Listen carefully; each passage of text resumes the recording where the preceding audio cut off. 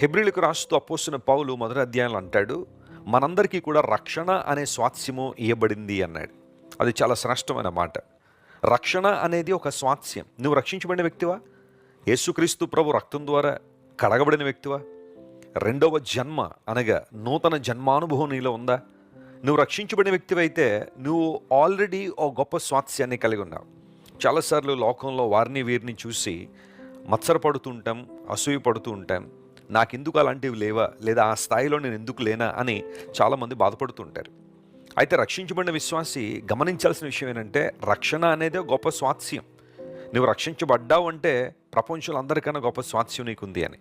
ఆ కారణాన్ని బట్టే లేఖనం సెలవిస్తూ ఉంది, ఇశ్రాయేలు నీ భాగ్యం ఎంత గొప్పదో తెలుసా, యెహోవా రక్షించిన నిన్ను పోలిన వారు ఎవరు అని ద్వితీయోపదేశకాండంలో మనం చూస్తాం కదా, 33వ అధ్యాయంలో.